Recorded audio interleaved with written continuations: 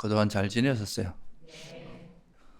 지난 시간까지 우리가 이제 이 수행의 기초 부분이 이제 되게 중요한데, 먼저 수행의 이제 전체 흐름을 이야기하는 경전이 제가 초기 경전에 찾아보면 한 10가지 정도가 있는데요. 10개 정도가.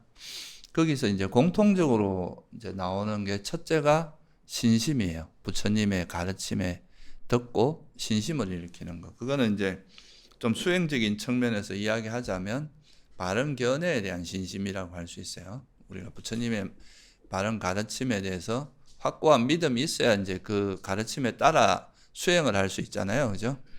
그 믿음이 약하면 흔들리게 돼 있거든요, 마음이. 그래서 이제 그 신심, 그 다음에 그 신심을 가지고 있으면 이제 수행의 출발점이 바른 견해에 대한 신심과 이제 청정한 계라 그랬잖아요, 그죠? 계라는 거는 우리가 일상에서 살아갈 때 우리 행동, 말과 행동에 좀 기준이 되는 그런 거예요. 우리가 머리로 아는 것과 실제 우리 삶에서 실천하는 건 조금 차이가 있거든요. 근데 이를 계를 잘 지킴으로써 우리가 바른 견해에 따라 살아가면은 어떤 모습으로 살아가는지에 대한 아주 기본적인 기준점을 제공해 주는 게 계거든요. 특히나 이제 우리는 이제 부지불식간에 악처에 태어날 정도로 막 이렇게 좀 거친 행동들, 언행들을 하게 되는데, 그 계를 지킨다는 것은 이제 적어도 그런 행동, 언행은 방지해 주거든요. 적어도 이게 타인에게 큰 피해를 주고 자기에게도 이제 해를 끼치는 그런 행동 정도는 못하게 해주기 때문에, 그래서 이제 계를 잘 실천하다 보면 우리가 우리 행동을 계속 조심하게 되고 행동을 돌아보게 되고, 또 그런 행동하기 전에 자기 마음 상태도 좀 보는 힘도 생기고, 그래서 계목의 단속이 두 번째거든요. 신심과 계목의 단속. 그리고 이제 계를 잘 지키게 되면은 그 다음에 이제 하는, 계는 딱 어떤 정해진 악처에 태어나지 않을 정도의 그런 악행을 막아주는 효과가 있다면, 이제 그 다음에 조금 더 섬세하게 우리 마음을 좀 단속하는, 이것도 계행의 좀 연장이라고도 할 수 있는데, 고급 버전이라고 할 수 있는데, 그게 바로 이제 감각 기능의 단속이라고 하는 거죠. 그죠? 우리가 이거는 비유할 때 이제 감각 기능이라고 하는 게 이제 아니비설신의 이거 6개를 말하죠. 이걸 기능이라고도 말하지만 또 다른 말로 하면 뭐라고도 말할 수 있냐? 문이라고도 말할 수, 육문이라고도 하기도 하죠. 육건이라 하기도 하고 육문이라고 하기도 해요. 그러니까 문이라는 거는 이제 어떤 우리가 외부 경계를 받아들이는 그 통로, 그죠? 그런 거기 때문에 그 문단속을 잘하느냐 못하느냐에 따라서, 또 여러분이 이건 비유를 하자면 그 집에 문단속을 잘하면 도둑이 안 될 테고, 그죠? 이제 문단속을 안 하고 그냥 막 이렇게 문을 활짝 열어놓고 있으면은 어떻게 됩니까? 뭐 또 온갖 도둑이 들어가 다 가져가겠죠.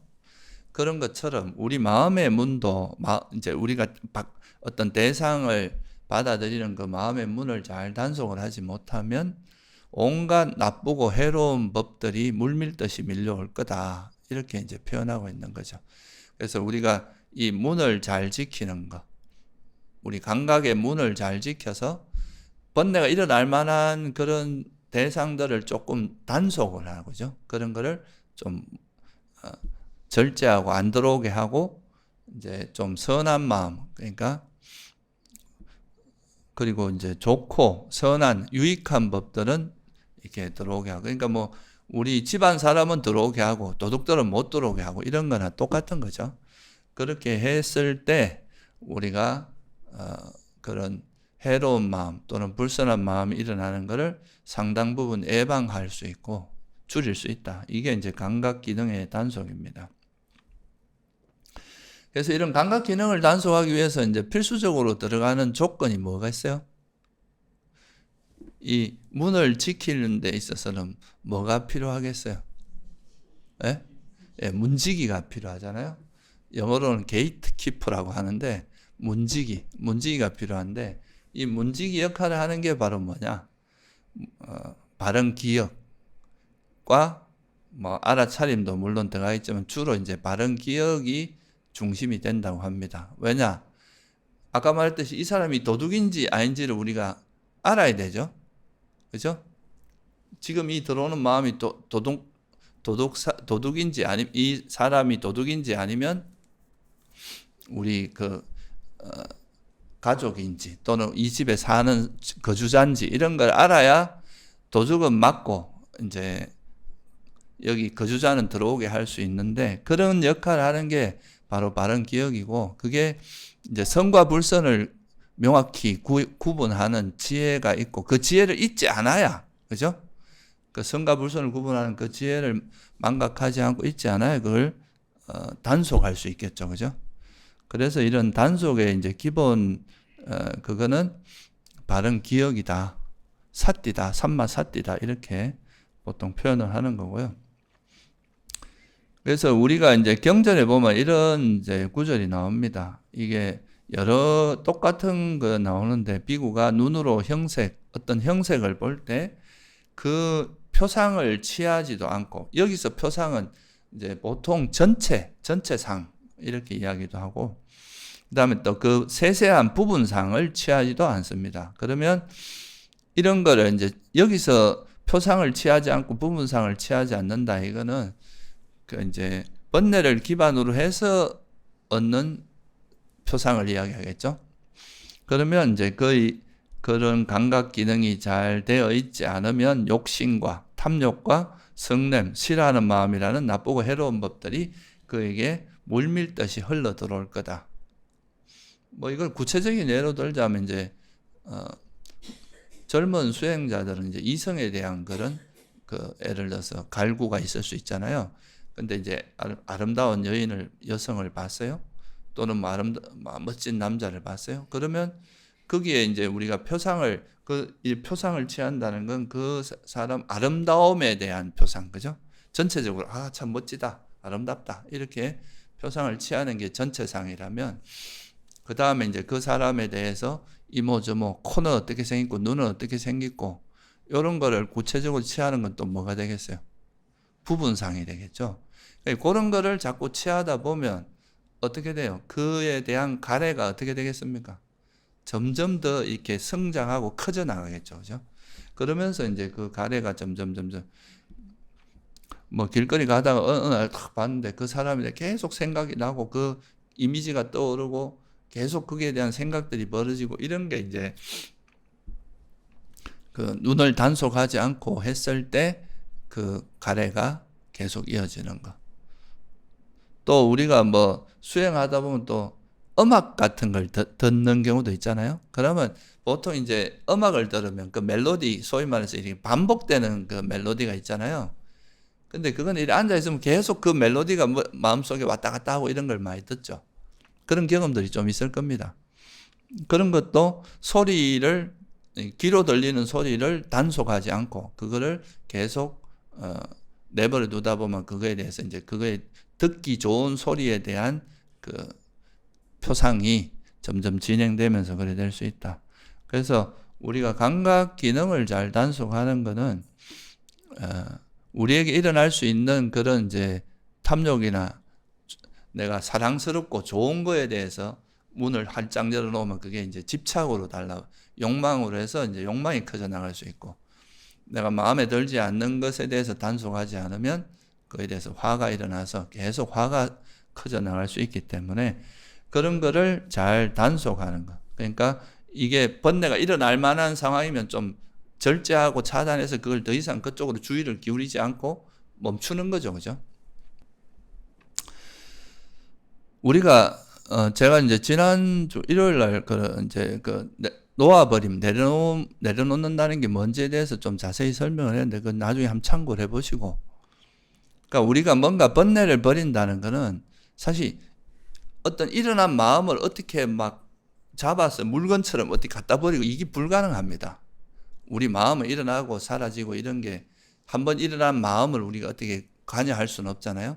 그렇다면 우리가 버린다는 것은 앞에 마음이 불선할 때 뒤에 마음이 선하게 하는 거거든요.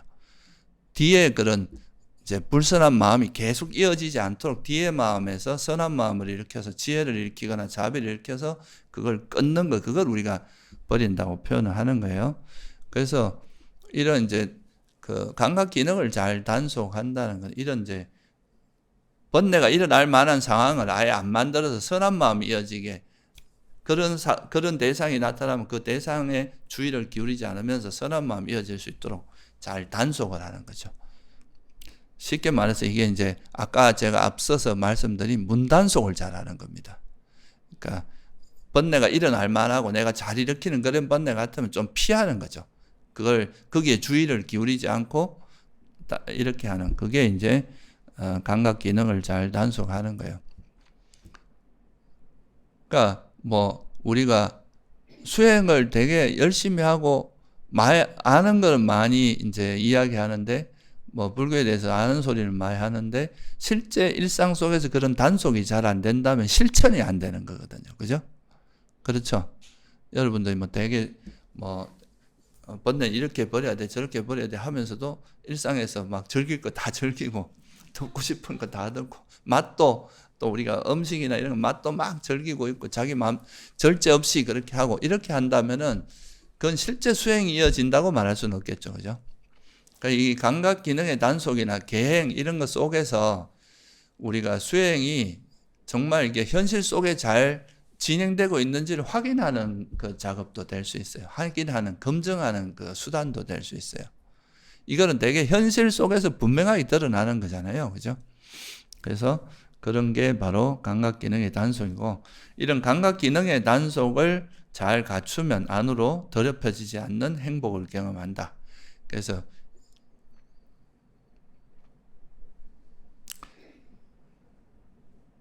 뭐 누구라고 딱 지칭하지는 않지만 우리가 이제 수행을 예를 들면 알아차림만 있으면 내가 뭘 해도 괜찮다 이렇게 말할 수도 있단 말이에요. 예를 들자면 그러니까 내가 이제 뭐 예를 들어서 노래를 부르면서 난 이 노래 부르는 거 잘 알아차리고 있어.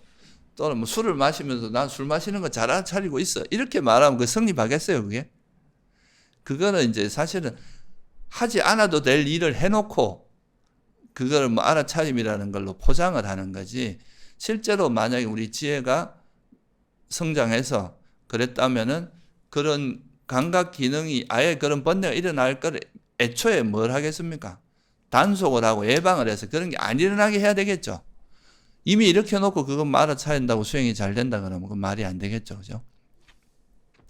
그래서 이 감각 기능의 단속이 또 이런 우리가 수행이 이렇게 향상돼 가는 그런 과정에서 꼭 지켜야 될 아까 말씀드린 한 9가지 경전 중에 그 중에서 이제 어떤 거에는 있고 어떤 거에는 없고 이런 것도 있거든요. 그러니까 A라는 경전에는 있는데 B라는 경전에는 없는 그런 내용도 있어요. 근데 이 한 9가지 되는 경전 속에 그 내용이 다 공통적으로 들어가 있는 건 제가 아까 말씀드린 신심, 법을 듣고 이제 법에 대한 신심을 일으키는 거, 그 다음에 계목의 단속, 계를 잘 지키는 거, 그 다음 감각 기능의 단속, 이것도 꼭 들어갑니다.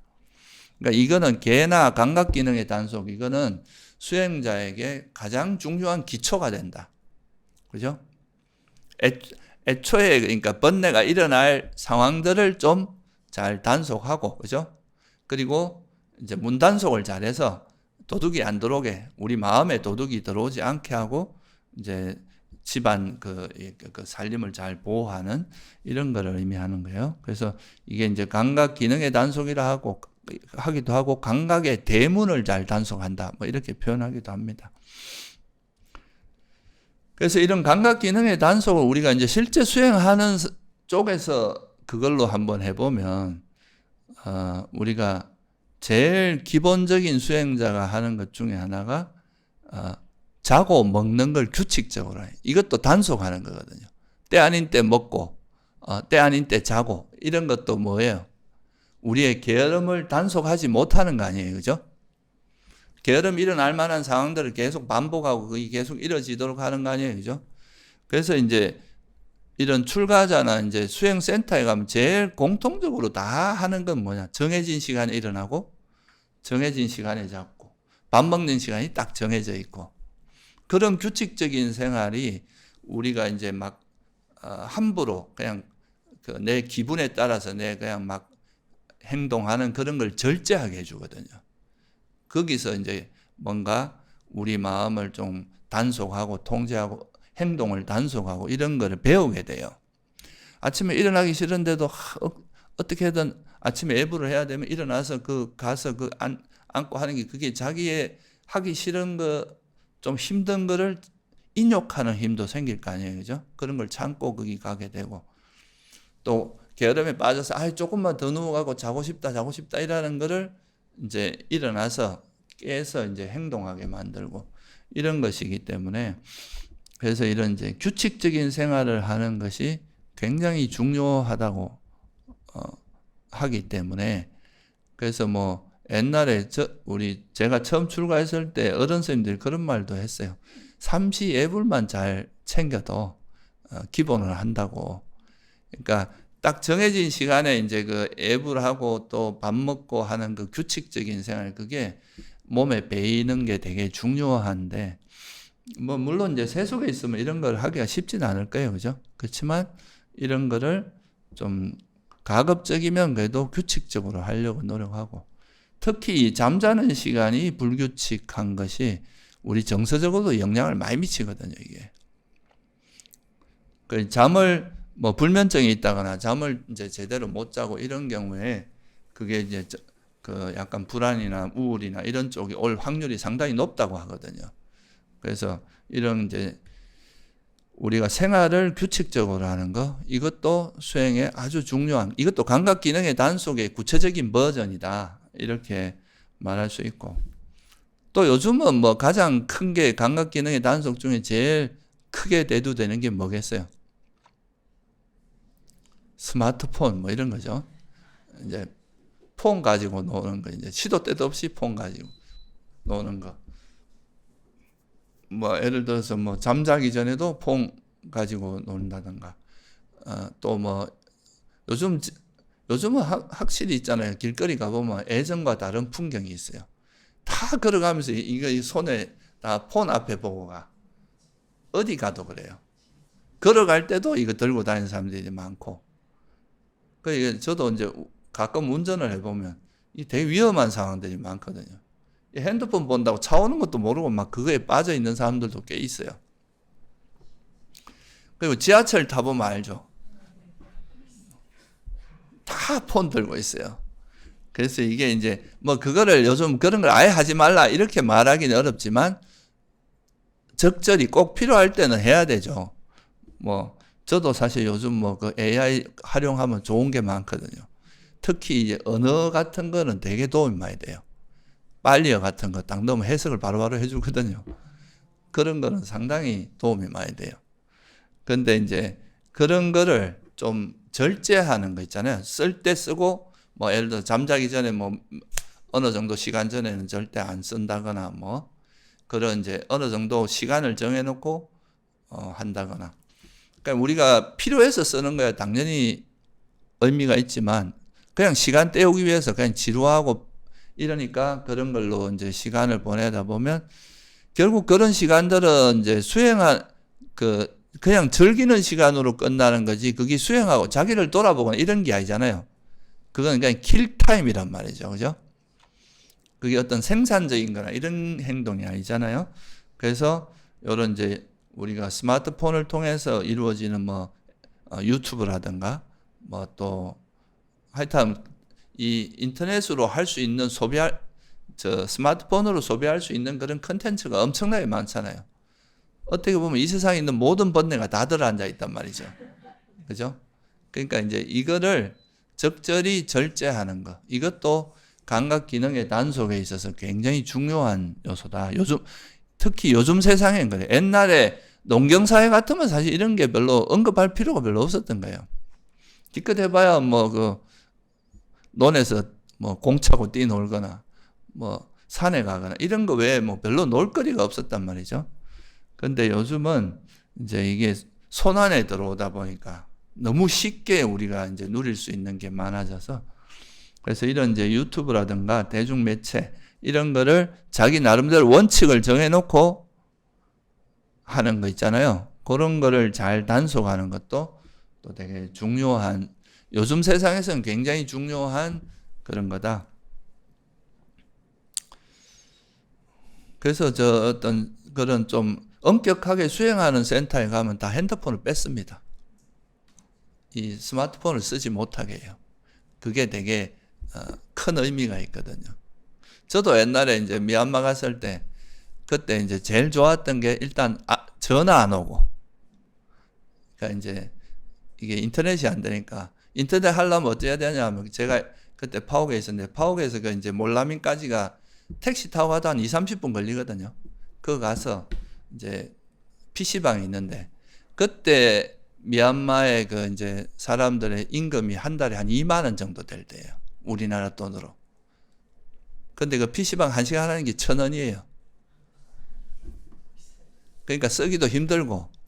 그럼 거기서 이제 주로 이제 메일 보낼 때 거기 가서 하는데, 메일을 뭐 한국에 뭐 필요한 거 있을 때 메일을 보낼 때가 있잖아요. 이거 글을 써놓고 메일을 보내면 이제 그때부터 호흡 수행해야 돼. 이게 언제 갈지 모르는 거야. 그러니까 이런 상황이다 보니까 이게 이제 그 인터넷을 쓰고 이런 건 상상도 못하는 그거죠. 그러니까 이제 그런 거에서 단절되는 게 또 우리가 수행하는데 상당히 도움이 많이 되거든요. 이제 쓸데없는 데 에너지가 안 가니까. 근데 요즘은 미얀마 가도 다 이제 수행센터에서 다 핸드폰 들고 있고 다 씁니다. 스마트폰이 들어가는 순간 이게 장소를 안 가리거든.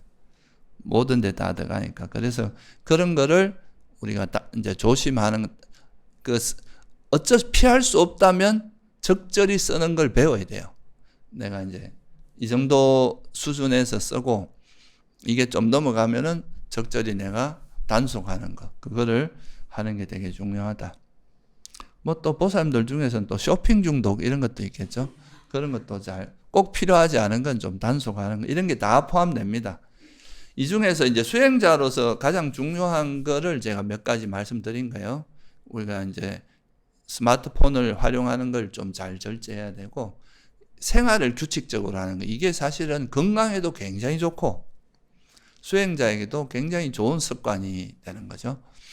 가능하다면 이 일상생활을 좀 규칙적으로 하는 거, 이게 굉장히 중요한 감각기능의 단속 중에 하나라는 거, 그걸 알고, 그 다음에 이제 여기에 포함되는 게 또 뭐가 있느냐 하면 음식이 들어가거든요. 음식. 그러니까 음식의 적당량을 알라, 이런 말이 나오는데, 이거는 사실 들어가는 경우도 있고 안 들어가는 경우도 있어요. 그건 사실 왜냐하면 이 음식의 적당량을 알라는 거는 감각기능의 단속에 포함된다고 봐도 큰 문제는 없거든요. 이제 맛에 대한 단속이니까. 그래서 근데 하여튼 이게 음식이라는 게 왜 굳이 이렇게 따로 빼서까지 설명을 하느냐 하면은, 우리가 이 음식 식탐이 많은 사람이 또 다른 데서도 욕심이 많은 경우가 일반적이에요. 욕망은 어느 한쪽만 많다기보다 여기서 상호 연관성이 있기 때문에, 그래서 이 식욕을 절제하는 힘이 있는 사람들은 다른 데서도 욕망을 절제하는 그런 좀 힘이 있거든요. 또 음식이라고 하는 건 우리 생존에 되게 중요한 부분, 생존에 필수적인 거잖아요. 그러니까 이제 이 음식에 대한 탐욕, 이거는 이제 사람들에게 굉장히 고질적이고 본질적인 요소에 속하기 때문에, 그래서 음식을 잘 단속하는 게 욕망을 절제하는데 또 상당히 도움이 되거든요. 식탐이 특히 이제 문제가 많잖아요. 그래서 이제 음식을 법구경 같은 데 보면 그럽니다. 배가 부르기 한 몇 숟갈 전에 숟가락을 놓으라고. 그죠? 배가 꽉 차게 먹지 말라고. 어느 정도 되고 나면 이제 숟가락을 내려놔라고 그런 이야기를 하잖아요. 그러니까 음식의 적당량을 자기가 먹어보면, 요 정도를 먹으면 내가 하루에 이제 크게 지장 없다는 자기 정량을 좀 알고 있고, 그 정량에 맞게 먹는 게 좋고, 너무 이제 맛을 쫓아서 먹다 보면 과식을 하게 되고, 과식을 하면 졸리게 되고, 그죠? 요즘 말로 하면 혈당 스파이크가 올라오는 거죠. 그럼 졸리기도 하고 건강에도 안 좋고 여러 가지 부작용들이 많으니까 그래서 이제 음식을 적당히 먹는 거. 그리고 이제 우리가 아까도 말씀드렸지만 정해진 시간에 먹고, 그죠? 가급적이면 정해진 시간에 먹고, 또 간식은 최소화하고, 요즘은 또 막 워낙 맛있는 간식들이 많잖아요. 단 거, 이런 것들이 달고, 뭐, 그런 이제 인스턴트 음식이 많은데 그런 것도 간식을 많이 하다 보면 그런 게 다 혈당의 주범이잖아요. 그러니까 그런 거를 절제하고 어느 정도 정해진 시간에 이제 적당히 먹고 그 다음에 기간은 좀 참고 견디는 이 배고픔을 참는 게 사실은 이게 견디는 힘을 기르는데 되게 도움이 많이 되거든요. 사실 배고픈 거 참는 게 쉽지 않거든요. 논어에 보면 그런 말이 있어요. 3일 굶고 군자가 되기 어렵다고. 진짜 이 굶는 거에서는 사람이 이게 A고 뭐고 다 이제 자기 생존이 걸려 있기 때문에 그래서 음식을 좀 적당히 하는 게 좋고 이제 자기가 너무 먹으면서 음식을 먹을 때 내가 너무 이제 여기에 식탐이 달라붙고 집착한다면 그걸 알아차리고 또 욕망을 좀 절제하면서 음식을 적당량만 먹고 그죠? 너무 맛있는 것만 찾아다니지 말고 주는 대로 먹는 거. 스님들은 이제 원래 이제 탁발을 하는 것 자체가 주는 대로 먹는 연습을 하는 거잖아요. 그래서 자기가 맛있는 걸 골라 먹는 게 아니라 주는 대로 먹는 연습을 하는 거죠. 그리고 아마 이제 우리가 여기 그 법요집 같은 데 보면, 법요집에 보면 이제 음식을 먹을 때 지혜롭게 숙고하면서 음식을 수용한다. 이런 말 있잖아요. 그게 뭐냐 하면 이 음식을 단순히 맛이나 내가 맛을 즐기거나 취하거나 또는 이제 내 몸이나 뭐 이제 그런 걸 몸을 예를 들어서 막 근육을 키우기 위해서 뭐 이렇게 닭가슴살만 먹고 뭐 이런 것들 있잖아요. 그런 여러 가지 그런 목적이 아니라 그냥 이 몸을 잘 건강하게 잘 유지해서 몸에 오는 통증이 있으면 몸이 아프거나 이러면 건강하지 않으면 수행하는데도 지장이 많잖아요. 그래서 이제 그런 거를 쉬고 이제 좀 수행하는데 도움을 받기 위해 수행 잘하기 위해서 하는 거다. 이렇게 생각하면서 봐요. 그게 대표적인 게 우리나라에서 이런 걸 되게 간략하게 줄여서 한 게 이 음식이 어디서 왔는가. 내 덕행울은 받기가 부끄럽네. 마음에 온갖 욕심 버리고 도업을 이루고는 이 음식을 받습니다. 뭐 이런 거 있잖아요. 그죠? 그런 게 바로 이제 대표적인 거고, 우리가 이 초기 경전에 나오는 거는 이렇게 말합니다.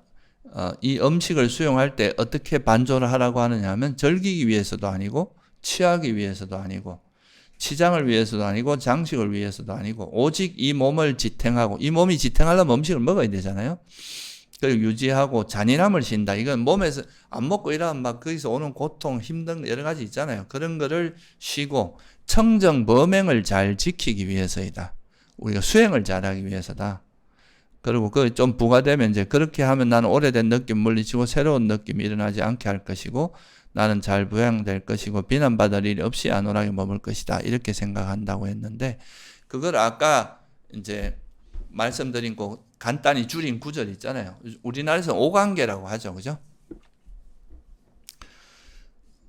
이제 아마 우리 이제 춘천선을 가도 여러분들 공양하시기 전에 공양상에다 그 오관계가 이렇게 적혀져 있을 거예요. 최근에 이제 그걸 적어 놨거든요. 그러면 공양하기 전에 그거를 같이 한번 독송을 하고 같이 이렇게 간단히 이렇게 한번 돌아보면서 이 음식이 우리에게 오기 위해서 예를 들면 뭐 선언에서 우리가 먹는 음식도 많은 사람들이 보시를 했고 그 보시 공덕이 있고 또 그 음식을 만들기 위한 공양주 보살님들이나 이런 사람 음식 만드는 사람의 공덕도 있고 또 여러 가지 하여튼에 그 음식이 우리 손에 오기 위해서는 또 그거를 재배한 사람들도 있을 거고 그 수많은 사람들의 그런 그 정성이 들어가서 우리가 음식을 먹는 거잖아요. 그런 음식을 먹는 거를 감사하게 생각하고 이제 너무 밥 투정하고 이러지 말고 그냥 그거를 이제 주는 대로 우리가 우리 몸을 지탱하기 위해서 먹는 거다. 몸을 잘 지탱해서 수행을 잘 청정 범행을 닦기 위해서 먹는 거다. 이렇게 반조하면서 먹다 보면은 먹는 거에 대해서 그러니까 음식을 대하는 태도가 우리가 달라질 수 있잖아요. 그죠? 그냥 단순히 얘기하는 게 아니라 막 어떤 사람 우리가 그거 음식에 좀 까다로운 사람은 막 너무 이렇게 편식하고 그죠? 그리고 또 조금만 맛없으면 막 투정하고 막 이러는데 우리가 절에서 음식을 먹을 때는 거기에 올라온 거는 다 하나라도 조금씩이라도 먹고 가리지 말고 먹고 또 이런 거 이제 조금 마음에 안 들더라도 이 사람들이 이 공양을 한 사람의 성의 정성을 생각해서 좀 감사하는 마음으로 고마운 마음으로 먹고 이런 것들도 다 지혜롭게 수용하는 겁니다. 이런 게 이제 우리 출가자들은 특히 이제 4가지 필수품이 있잖아요. 의식주하고 약품. 그 4가지가 이제 필수품인데 이런 걸 받을 때 항상 그 시주자들의 그런 정성이나 고마움 이런 걸 생각하고 또 이거를 그냥 단순히 먹는 게 아니라 이런 걸 통해서 내가 이제 수행 청정 범행을 잘 닦기 위해서다 하는 그런 마음으로 이제 항상 그걸 수용한다 하거든요. 받는다, 수용한다. 그렇게 하면은 음식을 대하는 태도도 달라지고 음식을 너무 맛으로 즐기거나 이런 게 아니라 이제 건강을 위해서 그리고 그걸 위해서 청정 범행을 잘 닦기 위해서 그렇게 보면은 이제 식탐이 일어나서 막 내가 너무 맛있는 거 있으면 내 혼자 또 말먹을 내 혼자 다 가져가고 이렇게 하지 않고 뒤에 있는 사람들도 생각하면서 적절하게 들어가고 이런 게 다 이제 수행을 통해서 일어나는 그 자기 마음을 잘 단속하면서 일어나는 거니까 그런 것도 이제 음식의 적당량을 알다. 이런 게 아무것도 아닌 것 같아도요. 일상 속에서 우리가 이제 우리가 접하는 이 생활 속에서 접하는 것들을 대하는 태도가 달라지는 거거든요. 그런 게. 이런 게 결국 그런 게 결과적으로 어떻게 되느냐? 식탐을 줄이고 욕망을 절제하게 되고 또 마음에 안 드는 게 있어도 화내지 않고 수용할 줄 알고 그런 것들이 이제 다 익혀지는 거죠. 예, 그 다음에 이제 여기 음식의 적당량을 알라. 이거는 사실 감각 기능의 단속에 포함해도 크게 문제되는 게 아니거든요. 그 다음에 이제 꼭 또 항상 나오는 게 깨어 있음에 전념하라는 게 있어요. 깨어 있음에 전념하라. 여기서 깨어 있음이란 말은 뭐에 번역하냐면 자가리아라고 하는 거에 이제 빨리어 번역인데 이 자가리아라는 거는 우리가 깨어 있단 말이 다양하게 쓰잖아요. 그죠? 깨달았다 이럴 때도 뭐 깨어 있다, 항상 깨어 있다 이런 말을 쓰기도 하고. 그러니까 우리가 생리적으로 깨어 있다는 거하고 정서적으로 또는 무지로부터의 각성했다. 이 말은 조금 다른 말이거든요. 우리가 무지에서 각성했다 할 때는 주로 무슨 단어를 쓰면 붙다. 붙다라는 말은 뭐예요? 깨달았다 이런 말을 쓰지만 잠 안 자고 깨어 있다 이런 뜻이 아니잖아요. 이거는 이제 어떤 무지로부터 깨어나고 내가 어떤 왜곡된 인식에서 완전히 벗어난 번뇌에서 해탈한 이런 분들을 할 때는 붓다라는 표현을 쓰면 여기서 말한 자가리아라고 하는 이 깨어있음이라고 하는 건 어떻게 보면 잠을 자지 않는 정신적으로 깨어 있어가지고 수행에서의 어떤 수행을 성실하게 하는 나태하지 않게 그런 쪽의 의미에 더 가까워요. 그러니까 수행적으로 각성되어 있는 그런 상태 그런 거를 이제 하라는 거죠. 그래서 이 깨어있음에 전념하라는 거에 보면은 낮 동안에 어떻게 해라, 초경에 어떻게 해라, 이경에 어떻게 해라, 상경에 어떻게 해라 이런 식으로 설명이 되어 있단 말이죠. 다시 말하면 행주자와 어느 때나 항상 정진하라는 의미가 좀 더 강한 그런 의미가 담겨져 있는 거죠.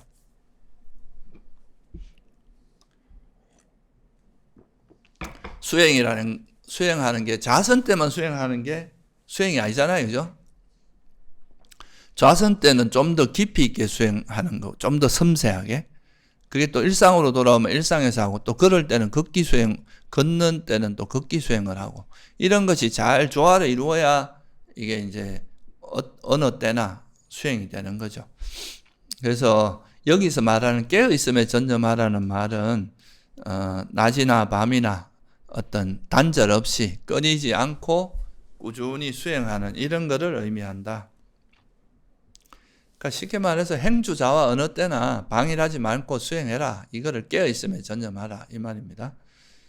그래서 이것도 공통적으로 나오는 구절이 뭐냐 하면 이제 그대는 깨어있음에 전념한 낮 동안에는 경행을 하거나 앉아서, 그러니까 좌선이나 경행을 항상 이제 설명을 하고 있어요. 좌선 경행을 하거나 앉아서 장애가 되는 법들로부터 마음을 그러니까 일상에서 이제 낮 동안에는 좌선이나 경행 이런 걸 통해서 우리가 장애로부터 벗어나고, 또 초경은 언제를 이야기합니까? 밤 10시에서 새벽 2시까지를 의미합니다. 10시부터 새벽 2시까지, 6시부터 10시까지. 그게 초경이에요. 오후 6시부터 밤 10시까지 4시간 동안. 그때는 이제 경행하거나, 그리고 이경은 새벽 2시부터, 밤 10시부터 새벽 2시까지. 요때는 자라 그러는 거죠.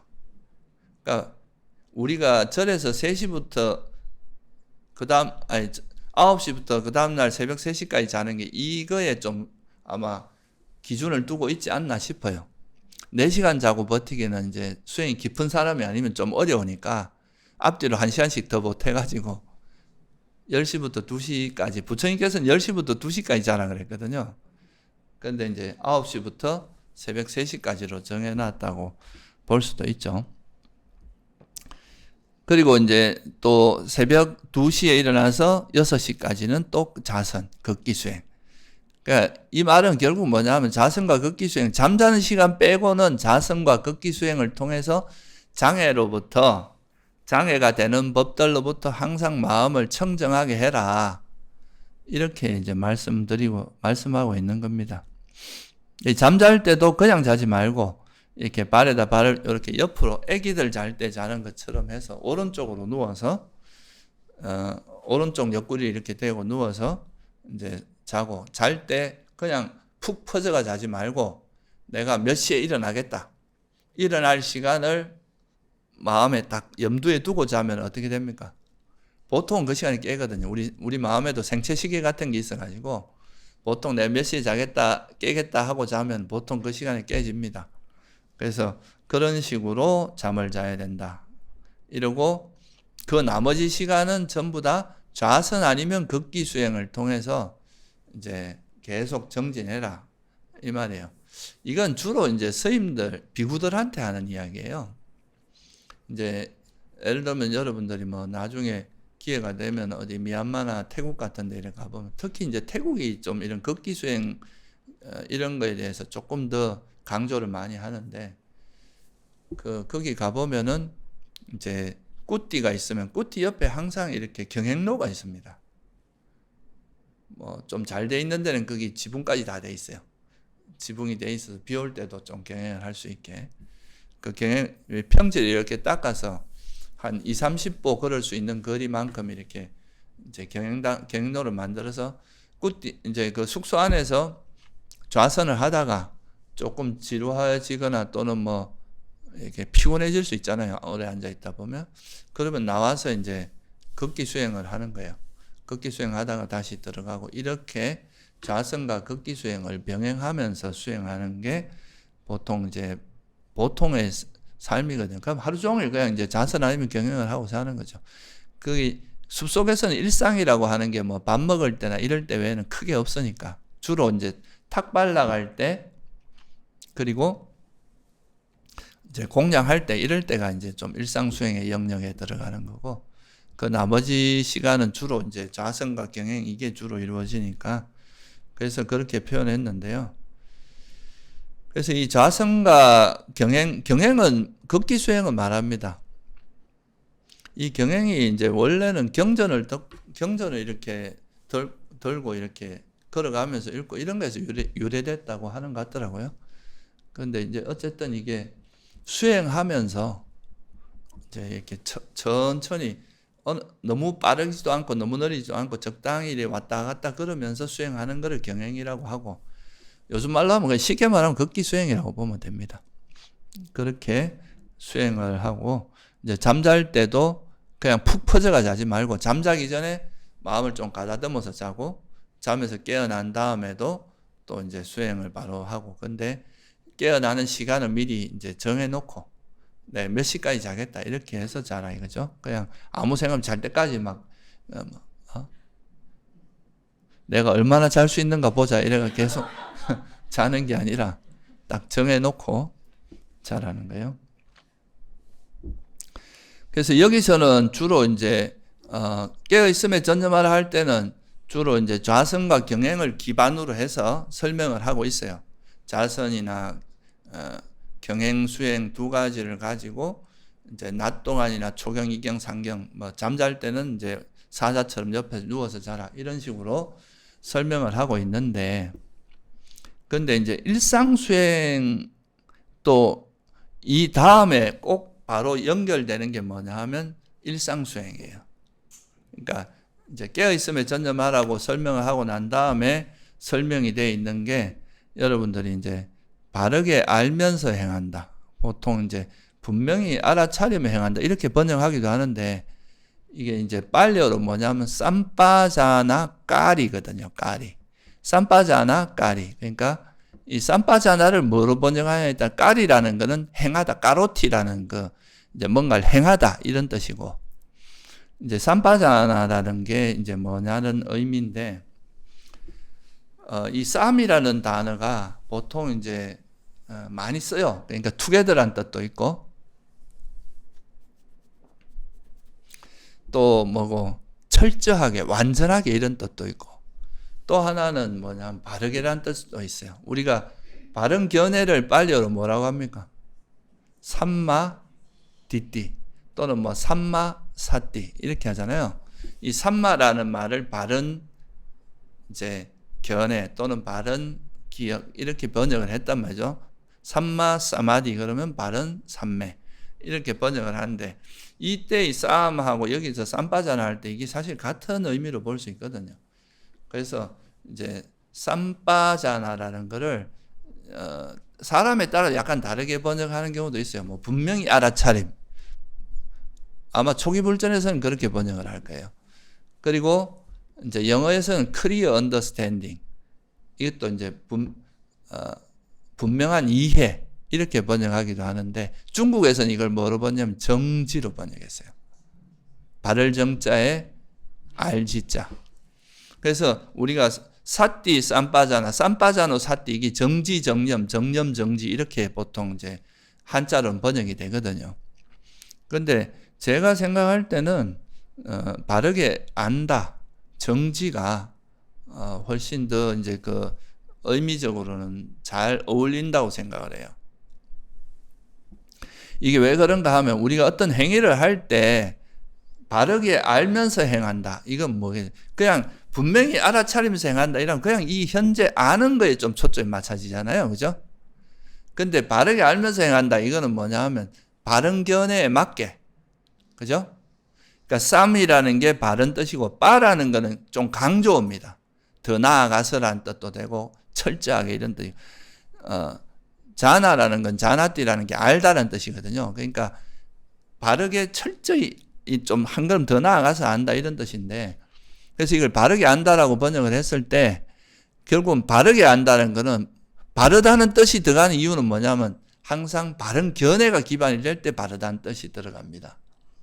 그러니까 바른 견해에 맞게 행동해라 이 말이거든요.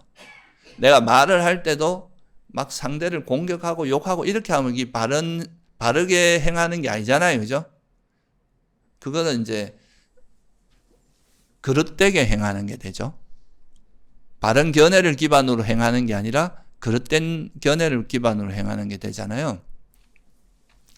그래서 이 바르게 알면서 행한다 이 말은 바른 견해에 따라서 또는 법에 따라서 이렇게 행한다. 그러니까 여러분이 몸으로 이제 행한다는 건 세 가지로 나눌 수 있잖아요. 행이라는 건 어떻게 나눌 수 있어요? 신구이라고 들어봤죠, 그죠? 몸으로 하는 행위가 있고 말로 하는 행위가 있고 마음으로 하는 행위가 있는데, 이 세 가지 행위를 그냥 아무 생각 없이 그냥 자기 막 감정대로, 자기 기분대로 하는 게 아니라 뭐를 어떻게 하라는 거예요? 바르게. 그러니까 바른 견해에 맞게 신중하고 조심하고 이렇게 그렇게 행하다 이 말이죠. 그래서 이렇게 행하기 위해서는 자기가 하는 그 행동을 어떻게 해야 되겠습니까? 자기가 지금 어떤 마음으로 이 세 가지 행위를 하기 전에 여러분들이 반드시 따라오는 게 뭐겠어요? 뭐가 선행됩니까? 우리가 경전에 이런 말 하잖아요. 의도한 뒤 몸과 말과 마음으로 이제 행위를 짓는다. 그죠? 몸으로 행위를 하고 말로 행위를 하고 그렇게 하잖아요. 그죠? 몸과 말과 마음으로 뭔가 의도를, 그러니까 업을 짓는다. 이렇게 표현하잖아요. 그러니까 이제 그런 행위를 하기 전에 우리가 어떤 행동을 하기 전에도 마음이 일단 그 의도가 있잖아요. 마음의 의도. 그럼 어떤 마음으로 하느냐가 행위에 들어갈 때 이제 그 있을 거고, 또 말을 할 때도 어떤 의도가 있어야 말을 할 거 아니에요. 그 의도가 있고, 그때의 마음 상태가 있고, 그냥 뭐 생각할 때도 내가 어떤 마음으로 하느냐가 있을 거 아니에요. 그죠? 그래서 그 마음을 알기 위해서는 뭐가 필요하냐? 그러니까 그 행위를 할 때의 내 마음 상태를 알아야 되겠죠. 그죠? 그래서 여기 마음에 대한 알아차림이 반드시 동반돼야 된다 이거죠. 이런 바른 행위를 하기 위해서는. 그래서 그 행위를 할 때 내 마음 상태가 어떤지를 살피고, 이 마음이 만약에 장애에 오염되어 있을 때는 어떻게 해야 돼요? 멈춰야 되는 거죠. 더 이상 그런 행위를 해서는 안 되고 멈춰야 되는 거죠. 그리고 만약에 여기 이 행위를 하는데 장애에 오염되지 않고 청정한 마음으로, 그러니까 선한 마음으로 행위가 이루어진다면 그거는 해도 괜찮죠. 그래서 그런 거를 한마디로 말해서 뭐라고 표현했냐면 바르게 알면서 행한다. 내가 이거를 그냥 요즘 우리나라 요즘 세속에서 주로 말하는 말, 그게 뭐예요? 생각 없이 행한다. 아무 생각 없이 너 막 그렇게 하지 마라. 그리고 이제 남을 막 이렇게 남한테 막 말 함부로 하고 이런 것도 그 말이 가지고 있는 의미, 이 말이 선한지 불선한지, 이런 말이 나에게 이익이 되고 타인에게도 이익이 되는지 안 되는지 이런 걸 살피지 않는 거잖아요. 그죠? 그런 거 없이 말을 하게 되면 그걸로 인해서 생기는 문제들이 많잖아요. 그죠? 그런 것들이 다 이제 바르게 알면서 행한다는 뜻이에요. 내가 하는 행동이 뭔지, 자기가 무슨 짓을 하고 있는지, 내가 하는 짓이 뭔지, 내가 어떤 행위, 업을 짓고 있는지 이런 거를 알고 행하라 이거죠. 바르게 알고. 그러니까 바르게 안다는 거는 내가 이게 선인지 불선인지, 그죠? 내가 하는 행위가 선한 행위인지 불선한 행위인지, 이게 나와 남에게 이익이 되는지, 적절한지 안 한지 이런 거를 잘 알고 행해야 그게 이제 올바른 행위가 되고, 그래야 그게 뭐가 안 생기겠어요? 그래야 장애가 커지지 않을 거 아니에요. 그죠? 번뇌도 안 일어나고. 그래서 이 바르게 알면서 행한다는 것에서의 이제 전제 조건은 바로 뭐냐면 알아차림이다. 근데 이 알아차림을 제가 이제 뭐의 번역으로 하냐면 아누빠시라 그랬죠. 그죠? 우리가 몸에서 몸을 관찰하며 머문다 이렇게 번역을 했는데, 이거 이제 관찰이라는 표현도 쓸 수 있고 알아차림이라고 그냥 이제 워낙 관찰보다 알아차림이 워낙 많이 쓰이기 때문에 저는 알아차림이라고 번역을 하는데, 근데 이게 원래 원어가 가지고 있는 뜻은 아누빠시거든요. 아누는 뭐예요? 뭐 거듭 이런 말도 있어요. 그런 뜻도 있고, 또 하나는 뭐냐 하면 쫓아다니면서 이런 뜻이에요. 계속 따라다니면서. 그러니까 내가 뭘 하는지 그걸 계속 우리가 요즘 SNS도 팔로우한다 이런 말 쓰잖아요. 따라다니면서 계속 마치 CCTV가 따라다니듯이 계속 따라다니면서 관찰한다 이 말이거든요. 그거를 이제 수관, 중국에서는 수관이라고 번역을 했어요. 따라다니면서 본다 이 말이에요. 그 원어 그대로 번역한 거거든요, 이게. 그거를 그냥 이제 알아차림이라고 번역을 한 건데, 그러면 결국은 이제 내가 하는 행동 자체를 어떻게 하라는 뜻입니까? 면밀하게 살피라는 거죠. 내가 지금 어떤 말을 하고 있고 어떤 행동을 하고 있는지 그 행동에서 이게 적절한지 안 한지, 아니면 이 행동이 선인지 불선인지, 나에게 이익이 되고 남에게도 이익이 안 되는지, 이런 거를 행동에서 이제 주의 깊게 살피면서, 주의 깊게 관찰하면서 행동하는 거, 행위하는 거, 이게 바로 뭘 뜻한다는 겁니까? 바르게 알면서 행한다, 이렇게 표현하는 거죠. 그런 의미를 이해하면 이게 그냥 분명히 알아차리며 행한다는 말보다는 바르게 알면서 행한다는 말이 훨씬 더 이제 의미가 깊고 더 중요한 표현이라고 할 수 있겠죠, 그죠? 그래서 그렇게 바르게 알면서 행하는 거를 이제 우리가 일상 수행, 앞에서 깨어 있음에 전념하라 할 때는 좌선 수행과 주로 극기 수행에 포커스가 맞춰져 있었어요. 그러니까 좌선할 때는 주로 이제 우리가 하는 게 여기서 가리키는 건 주로 이제 호흡 수행이었잖아요, 그죠? 그럼 좌선에서는 호흡 수행을 하고, 극기 수행을 할 때에 호흡 수행도 보면은 숨이 이래 들어가고 나가는 것을 처음에는 그냥 이렇게 들숨 날숨 이렇게 말하지만, 이게 어느 정도 수행이 향상되고 나면 숨이 들어가고 나가는 그 전 과정을 팔로우 하는 거잖아요, 그죠?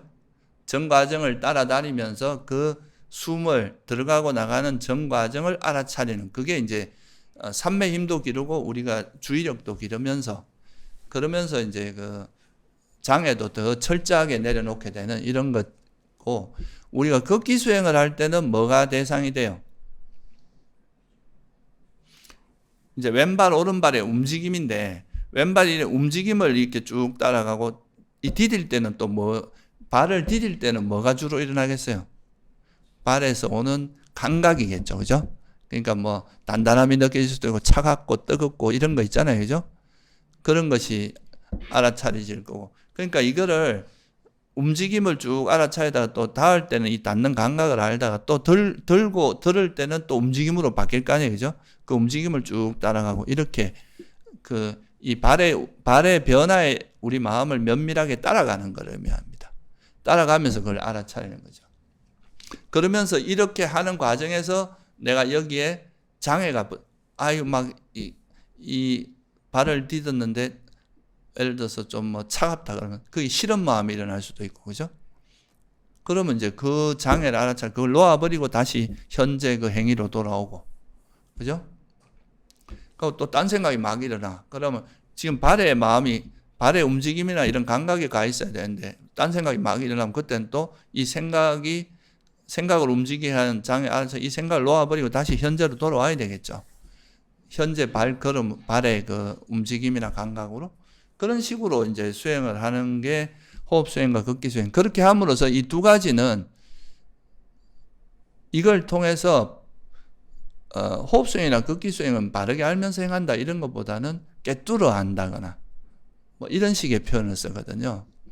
그래서 이거는 이제 어떻게 보면 그렇게 해서 장애를 놓아버리지만 결국은 이걸 통해서 또 어느 정도의 지혜도 개발하지만 삼매를 개발하는데 좀 더 이제 포커스가 초점이 맞춰져 있는 거죠. 그러니까 이거는 바른 삼매를 개발하는 쪽에 좀 더 그게 가 있고, 근데 일상에서는 사실 대상이 계속 변하잖아요.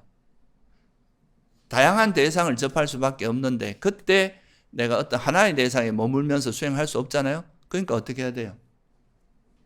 좀 다양한 경계를 대하는데 그 경계를 대할 때 우리가 번뇌에 오염되지 않고 장애에 오염되지 않고 뭘 하면 되겠어요? 바른 마음으로 그 행위를 바르게 행하면 되는 거죠. 그죠? 그러니까 번뇌에 오염된 형태로 행하는 게 아니라 번뇌가 없는 청정한 마음으로 행하는 거죠. 그렇게 또 어떤 욕망이나 성냄을 기반으로 행하는 게 아니라 지혜나 자비가 기반으로 행하는 그런 식으로 되도록 노력하고 연습하는 거예요. 그러면 이게 이제 일상 속에서 장애 없이 행하는, 장애가 없이 또렷하고 지혜롭고 자비로운 마음으로 행하는 그거를 연습하는 게 일상수행이다. 그래서 일상수행은 오히려 뭐에 좀 포커스가 맞춰지냐 하면은 지혜를 개발하는 쪽에. 그래서 여기는 바르게 알면서 행한다는 게 좀 더 잘 어울리는 거예요. 그죠? 뭘 해도 딱 이게 어리석게 행하지 말고 바르게 알면서 행하라 이거죠. 그래서 이 경전에 보면은 뭐라고 나오느냐 하면은 다시 비구들이요. 그러니까 이제 그 깨어있으면 전념하라는 이야기가 나오고 나서 그 다음에 다시 비구들이요. 비구든 나아갈 때도 물러날 때도 바르게 알면서 행한다. 그러니까 앞으로 이렇게 걸어가다가 또 뒤로 이렇게 돌아오거나 이럴 때도 있잖아요. 그죠? 그런 행위를 할 때도 바르게 알면서 행한다. 뭐 예를 들면 우리가 뭐 탁발을 나가거나 뭐 여러분들이 뭐 출퇴근을 하거나 뭐 이럴 때 있잖아요. 그죠? 그럴 때도 이제 해당하고 또 앞을 볼 때, 돌아볼 때 또 바르게 알면서 행한다. 앞을 보는데 막 꼴보기 싫은 사람이 있으면 막 성질내고 화내고 이렇게 하지 않고 그냥 단지 이제 그렇게 하다 보면 이런 행동을 할 때 이제 번뇌 없이 행하다 보면은 이제 나중에는 볼 때는 보기만 하고 여기에 다른 뭔가 싫다 좋다 이런 개념이 안 들어가고 그냥 단지 보고 그것이 또 영원한 것도 아니고 다 조건에 의해서 움직인다는 걸 알고 행하는 거죠. 그게 매이지 않으면서 그냥 있는 그대로 행하는 이런 식의 태도로 바뀌게 되겠죠. 그죠? 그러니까 돌아볼 때도 앞을 보거나 돌아볼 때 또 우리가 뭐 물건을 이렇게 줍기 위해서 구부리거나 펼 때 이럴 때도 바르게 알면서 행하고 가사 바루 의복을 지닐 때도 바르게 행한다. 이건 옷을 입고 이제 이런 거를 주로 이야기하고요. 바루는 이제 음식하고 관련되죠. 그리고 먹고 마시고 씻고 맛볼 때도 바르게 알. 이런 걸 이제 먹거나 마시거나 뭐 이럴 때도 거기에 그냥 그 행위 자체에 몸을 하고 이거를 적절한지 안 한지 이게 바르게 하는지 안 하는지 이런 것이 참 무상하다는 것을 망각하지 않으면서 이런 것들이 다 포괄적으로 포함되어 있는 표현이에요. 그렇게 알면서 행하고 대소변을 볼 때도 바르게 알면서 행하고 걸어가고 서고 앉거나 잠들 때 이게 행주자화잖아요. 그죠? 그리고 잠자고 깨어날 때 잠잘 때도 이제 우리가 그냥 이렇게 막 번뇌에 막 휩쓸려가 자는 게 아니라 잠에서 좀 그거라고. 이거의 구체적인 건 제가 다음에 일상에 대해서는 조금 더 구체적으로 다음에 말씀드리고 오늘은 대략 개요만 말씀드릴게요. 잠들 때와 잠에서 깨어날 때도 바르게. 그러니까 잠들기 전에 어떻게 행동하는 게 바르게 행동하는 거고, 그죠? 그리고 잠에서 깨고 나서는 어떻게 하는 게 좋은 건지. 그 다음에 말하면서 침묵하면서 이건 뭐예요? 어묵입니다. 어묵. 말할 때와 침묵하거나 뭐 보통 그냥 침묵도 있지만 경청할 때, 나의 말을 들을 때 이런 것도 들어가죠. 그래서 이럴 때도 바르게 알면서 행한다 이거예요. 그래서 말할 때 여기서 이제 언급되는 것들은 보통 일상 속에서 가장 많이 일어나는 반복되는 행동들을 이제 예시로 들면서 그럴 때도 그냥 막 행동하지 말라 이거야. 속된 말로 하면 아무 생각 없이 하지 말라.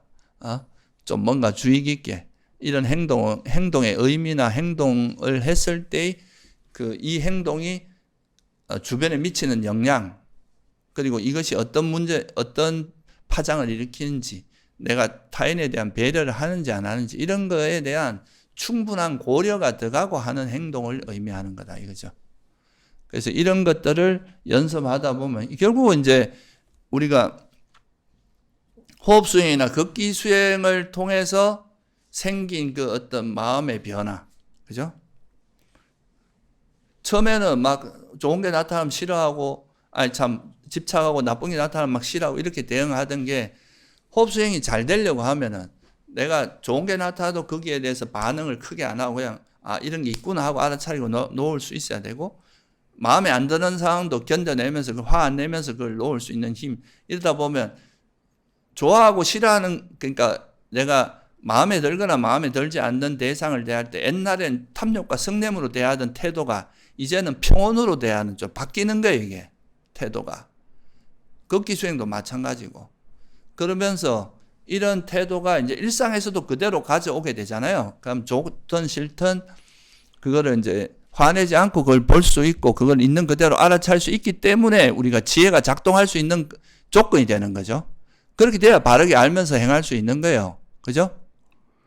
그러니까 그런 연습이 이제 일상에서 어떻게 보면 이제 호흡 수행과 걷기 수행을 제대로 했으면 일상에서도 그게 바르게 알면서 행하는 게 잘 돼야 되고, 일상에서 바르게 알면서 행하는 이 수행이 잘 되면 이게 호흡 수행도 평소에 내가 번뇌 안 일으키고 살았는데 앉거나 이제 그럴 때도 그런 번뇌가 여파가 덜 하겠죠.